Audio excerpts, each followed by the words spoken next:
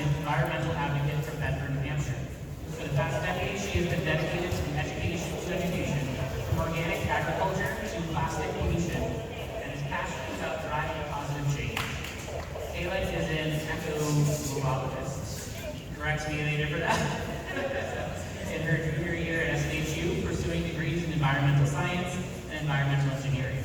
As a published writer for both Read Bedford and Planet Forward magazines, she is the founder of Earth Education YouTube channel, Earthlink Impact, a feature in SNHU Productions, an emerging leader with the Global Citizen Circle, and a TEDx speaker regarding environmental education in schools.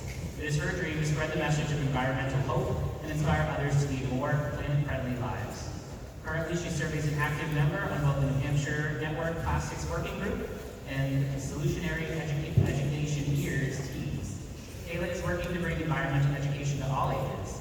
A prior guest presenter at local schools, she is helping shape the future of K-12 environmental science education, as well as spreading community plastic awareness. Her passion lies in safeguarding the earth for future generations, creating a more eco-conscious world for all. Welcome, Kayla.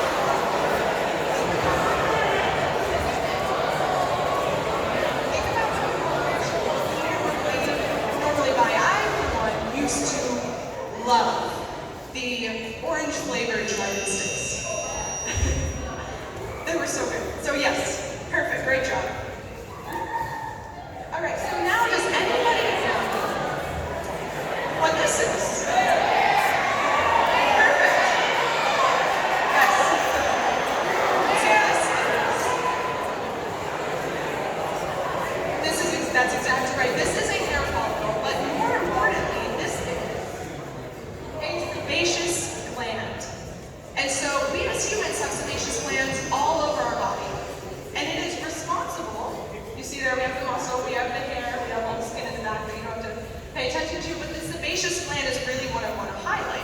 because this produces, like I said, the oil to coat the hair and skin all over our body. But more importantly, I want to focus on a sheep's sebaceous gland, what you just saw up there.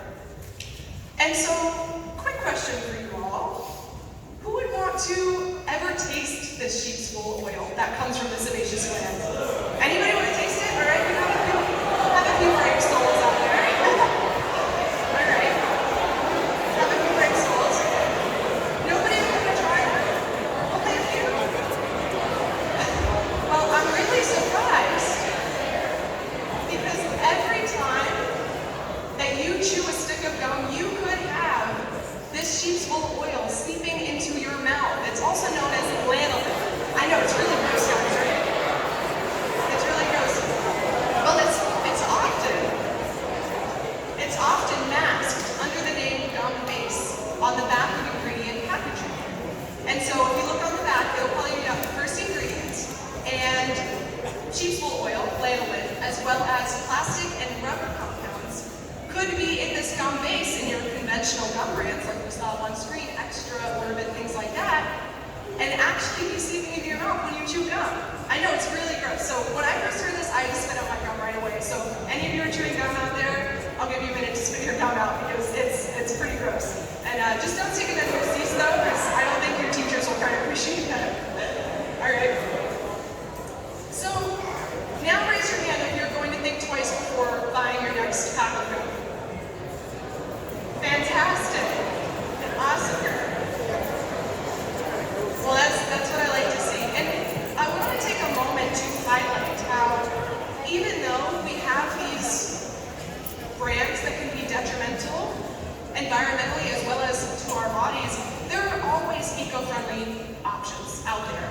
So you could go out into the store and buy gum that is made with more simple ingredients, things especially that you can pronounce. But more importantly, there is a product called chicle, which is also tree resin. And so I know it sounds a little bit odd, but they make it taste really good, and it is a healthier option. So anything that you see, anything that you research and you find it isn't good, there's always an eco-friendly option. And so there's always healthier gums, so don't feel like you have to give it up forever. All right, but I'm telling you this to show you how many truths are hidden, opening the door for countless discoveries to be made. The field of environmentalism allows everybody to be a change maker, so long as you understand your strengths and follow your passion. My parents used to tell me that you can never be truly happy with others until you can be happy by yourself. As I've grown, I've come to reflect that being happy by yourself comes when you believe in your strengths as an individual.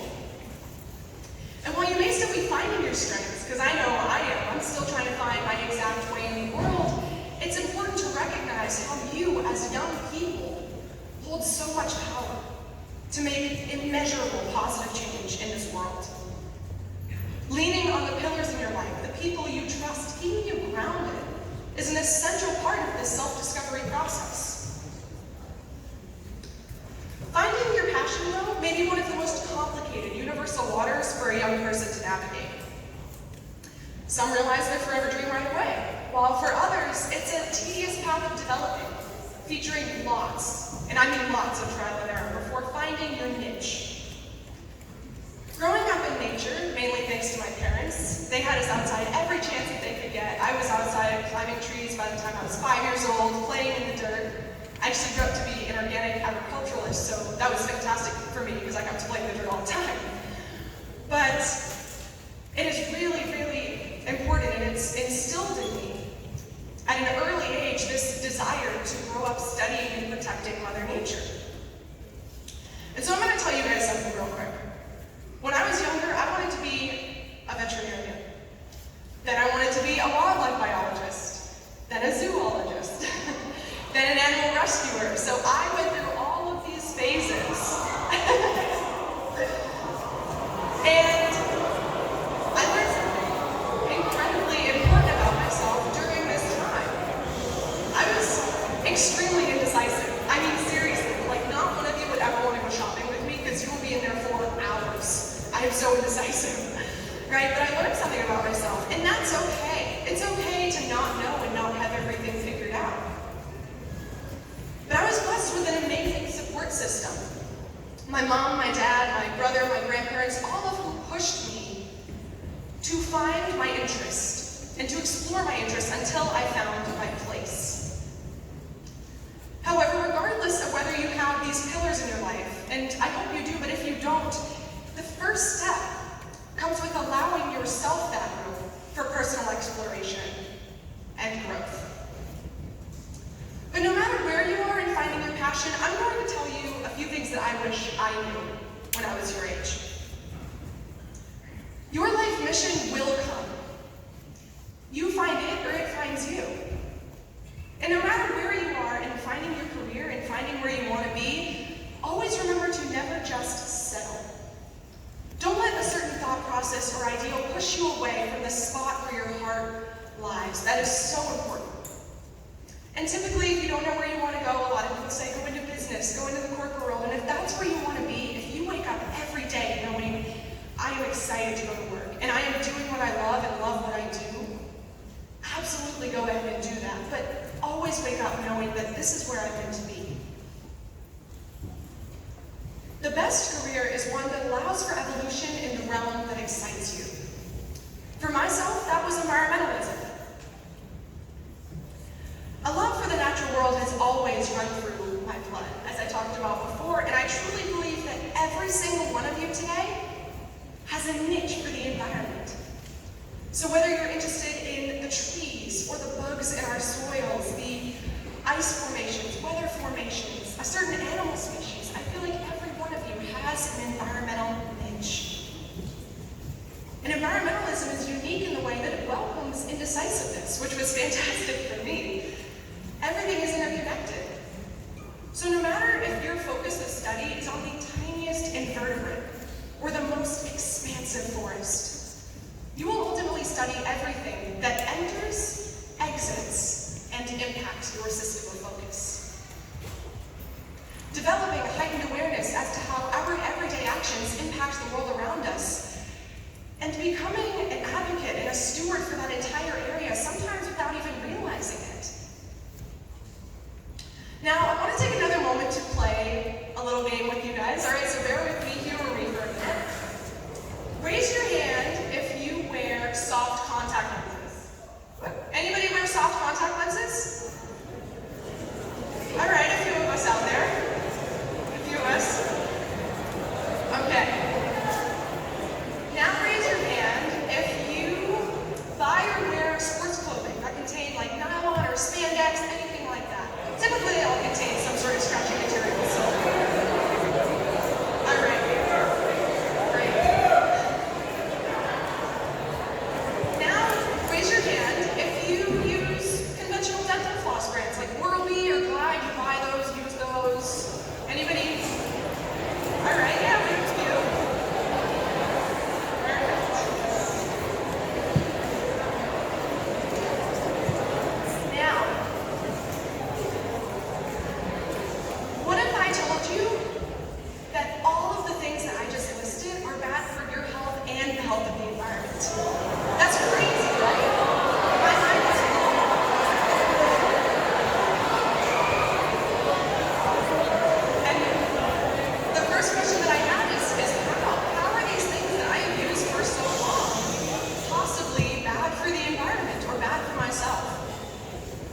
Well, in 2023, several soft contact lens brands were tested for concentrations of PFAS, or PFA, so it's a plastic chemical, and this was by Mamavation.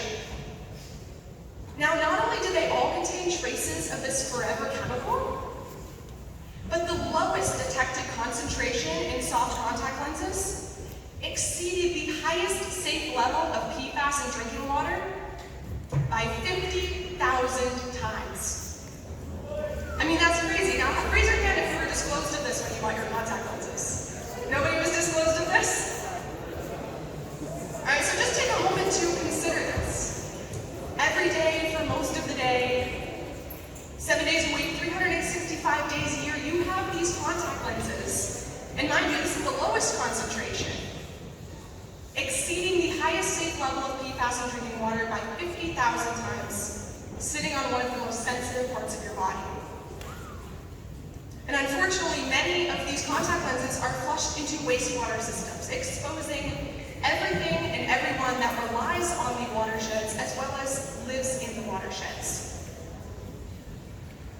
In that same year, the Center of Environmental Health found that various athletic brands were selling clothing containing 40 times the safe limit of BPA, another plastic chemical.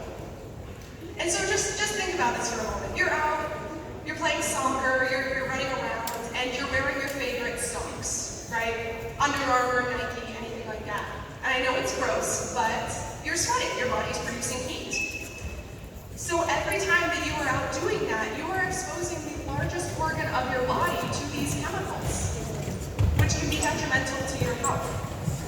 And then going back to the dental floss, unfortunately, many brands of dental floss are not only made of plastic, but are coated in another type of PFAS called Teflon. You might recognize it from cookware brands, things like that. Well, they coat it in Teflon to make them easier to use.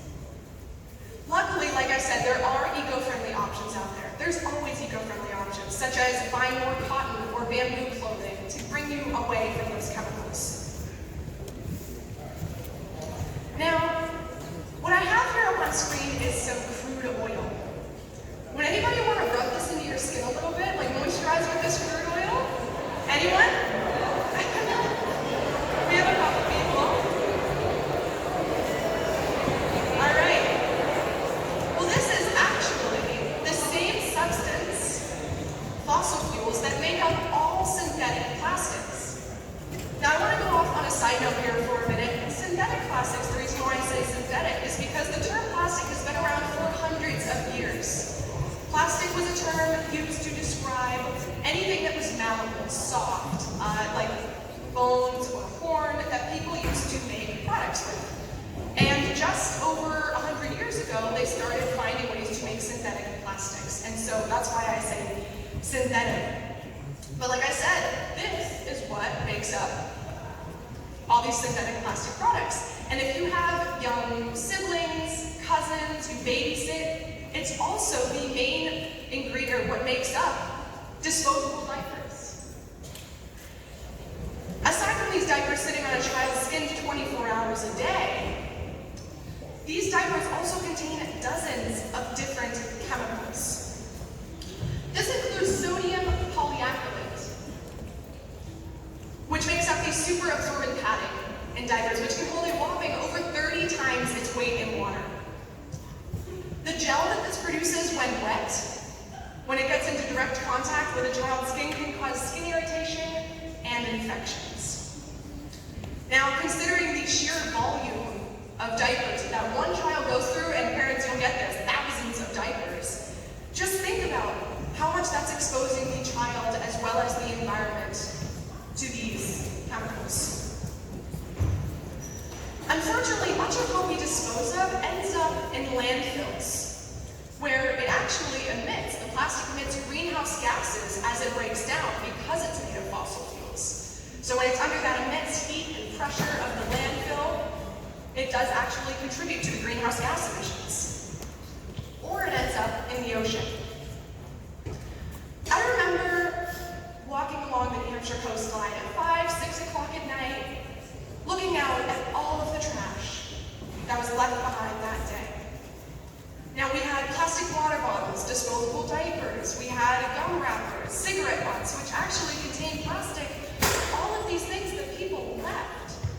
And I want you guys to know, and this is something that a lot of society isn't programmed to know, that when you throw away plastic, it is the beginning of its journey. It's not the end of its journey. And so this was left for all of the ocean to sweep up.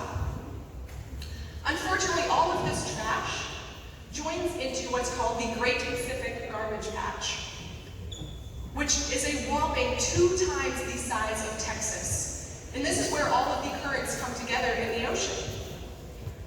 Now, considering that this patch is 2 times the size of Texas just on the surface, and in several areas it can go down several meters, so 10 or 12 feet, just consider the mass of waste that's in this area. According to the Ocean Cleanup, there is an estimated 100 million kilograms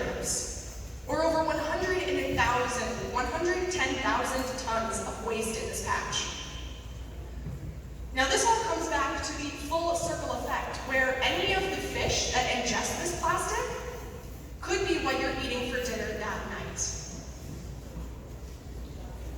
Now this is a picture of a new term called plasticosis, where birds are ingesting fatal amounts of plastic and all that's left is this.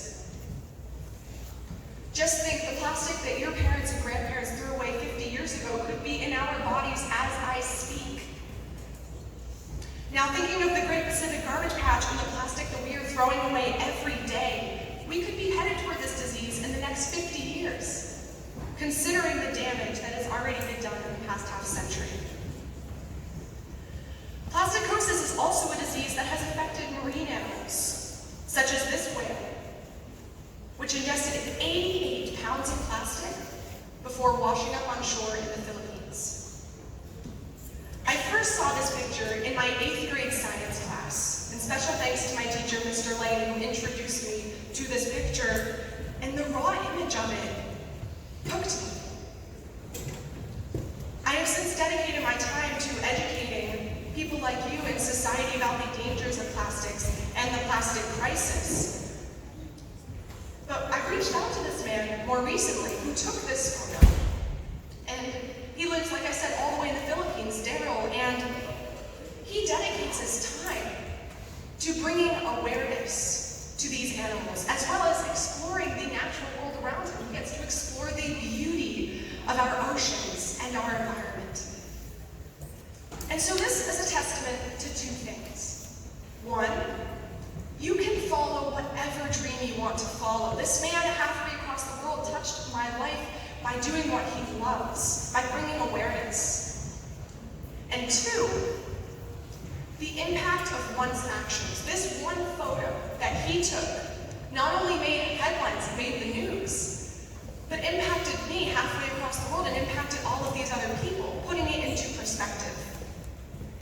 And so I want you all to know, I have always lived by the rule that it makes it all worth it if I can touch just one person's life, because it's a ripple effect that goes out into society. But like I said, this man is the epitome of what happens when you can follow your dream and the impact of your actions.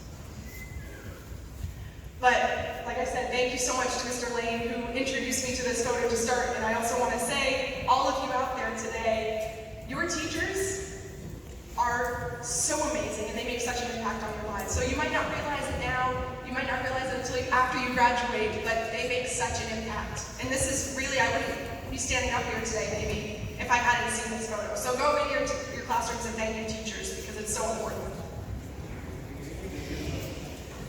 Every action that we take has consequences, though, just like we just saw, impacting everything, directly or indirectly, around us. Being informed enables us to make more eco-conscious decisions, becoming better advocates for our personal, societal, and environmental health. The lessons are in everything around us. We just have to be curious enough to see it. You can transform into an environmental pioneer simply by setting aside a few seconds every day to making an eco-conscious choice. Whether you buy a metal water bottle instead of the chemical-filled plastic ones, ask for a paper bag for your groceries, plant native plants around your home for the pollinators, or support more local businesses, especially those that support sustainable practices, every step, every positive step makes a difference. A sea turtle deep in the coral reefs could be spared to live another day because of the plastic that you kept from the environment. The path to full environmental awareness is a long journey, one that I'm still working toward. In fact, I'm not even sure that it ends. I think this is a lifelong commitment to making eco-conscious decisions. But the realm of environmentalism will always be full of countless mysteries to uncover, problems to solve, and wonders to witness. The one thing it boils down to, however, is education. I recently had the privilege to meet an over 90-year-old Korean War veteran in the hotel lobby during my vacation. Every day, he would sit in his chair, his comfy little chair, and he would have his side table beside him for his yogurt and his coffee, and he would just sit and watch and wait for anyone who would want to come and share their story as well as listen to his. In the over 3 hours that we chatted, I knew within the first few minutes that this man was the epitome of a jack of all trades. I'm not kidding, I'm gonna have to look at my list for this one. He knew welding, tailoring, sculpting, agriculture, business management, landscaping, and he even spoke 5 languages, most of them very fluently. But the biggest trait that I took away from this man was his confidence. He was a man who had many passions and many interests and was not only eager to educate himself and follow those passions, but to spread them on to anyone who would listen and learn from his experience. This story is important because in the field of environmentalism, it is just as much about educating yourself about these issues as it is about educating the people around you and encouraging them to reduce their environmental footprint too. As the next pioneers and change makers of this generation, it is also important to set a positive example for those younger than you as well as those who are wiser, like your parents or your elders. This is what I call cascading education, where your power as a young person, with your enthusiasm and your drive, can turn into a shared passion with all of the other people around you. Even a simple action, like picking up that plastic bag blowing across the parking lot, can set a monumental example. Though some of the strongest actions are done when nobody else is around to witness, because it's always important to do what's right. The compilation of these small actions can grow into one of the largest, most unstoppable forces on the planet. Hope. Global issues, especially environmental, can often feel insurmountable, riddled with saddening stories and disheartening news. I know I feel it every day that I turn on the news and I look at these things that are happening. But I'm going to tell you 3 things that I do to sustain my hope for the natural world. 1, recognize these success stories. There are thousands just like you everywhere around the world working to create hope from seemingly hopeless situations, working to pave the way for a healthier planet for future generations. Hearing these stories reminds me of the power of one's positive actions, and like I said, how they can literally ripple out to millions if you touch one person's life. 2, picture the world as it could be. When you walk out of this room today, I want you to look at everything as though you are seeing it for the first time. This serves as a constant reminder of not only the beauty that we are surrounded by every day, giving us a new perspective and growing respect for these things that surround us, but it reminds us of what we are working toward in the realm of environmental protection. 3, you have the power to change your actions, which can ultimately change your mindset. However, an influential factor this boils down to is habit. Like I mentioned, plastic products were only largely introduced into society about 50 years ago, meaning that we survived pretty well before that time without them. So going back to more earth-based and natural materials is a slow process, getting out of our habitual actions, but it's often not as difficult of a transition as it may seem. It starts with these small steps, and they add up to make the world of difference. Living with an eco-conscious mindset combined with your passion for nature can build a healthier planet for all. While you may still be finding your passion, these are incredibly important principles to carry with us. Serving as a daily reminder of the beautiful, delicate, one-of-a-kind world that we are so lucky to call home. I hope that you walk out of here today today with a newfound enthusiasm and empowerment to be out in nature every day that you can. As I mentioned, everything is interconnected. So every time you walk outside, the literal energy from the ground and these scent compounds in the trees are physically working to keep your mind, body, and soul balanced and grounded. And like I said, the scent compounds in the trees, also known as volatile organic compounds, they use them to talk to each other, but when we breathe those in, they help strengthen our immune system. So we are just as much a part of this world as everything else. I hope that you take a moment every day to consider how your actions are impacting the world around us. And that you go home and you ask your parents to buy you another water bottle. Seriously, they save you a ton of money. So start with that if you're going to have an amusing argument. Lastly, I hope that you walk out of here today knowing your potential as young people to make positive differences in the world. And you may think, I'm only 15, 16, 17, 18 years old. Nobody's going to listen to what I have to say. Nobody's going to care. But I'm here to tell you that it's because you are this young, because you are this age, society is going to turn an ear. They're going to be even more inclined to listen to what you have to say, especially when you're talking about your passion. And they're going to hold on to every word.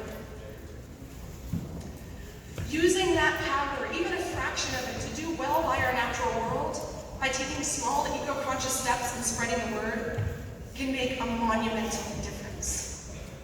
Seriously, if you consider if every one of you brought in a plastic disposable water bottle to school every day, and how many kids did we have here? We had maybe 150 kids or so. So now, maybe 200. 140? Oh my goodness, I am so bad at counting. Okay, let's say 250 kids. Okay, so now multiply this number. If each of you brought a plastic water bottle to school every day, just one, multiply that by 180 days. And that is how many plastic water bottles are disposed of in the environment from one school in one school year by just one plastic bottle that you bring to school. But unfortunately, in the United States, only 5% of plastic gets recycled. So the best thing that you can do is to, like I said, buy those metal water bottles and get off of the plastics. Although recycling is the best option that we have right now. So absolutely keep doing that and absolutely do it for your school because it is amazing. But this just puts into perspective how many water bottles and how one action that you make and solving that action with an eco-friendly option can make a difference. And finally, I want you to remember that the education about our natural world is everywhere around us. We just have to be curious enough to see it. Thank you.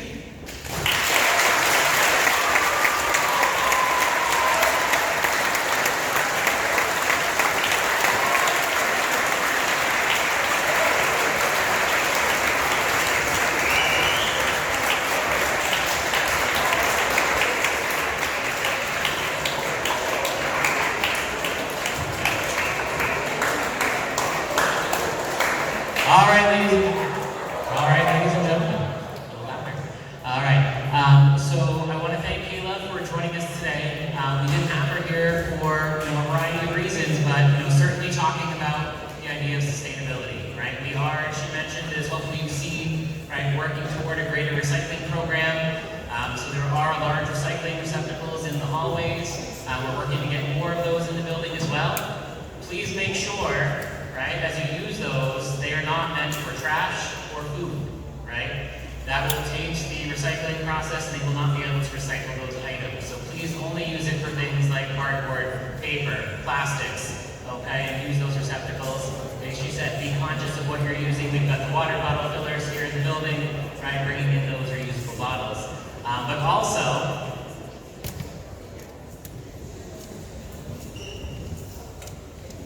But also, right, we asked you here today because of something, you all know that I'm very passionate about in finding your own passions. And as you've seen, right, Gayla is 20 years old, and for, she said, over a decade has been working towards something that she is truly passionate about, right? It is never too early to begin finding and pursuing those passions, right? And again, a living example of doing that, right? So hopefully you took a little something away from that, right, pursuing your own dreams, okay?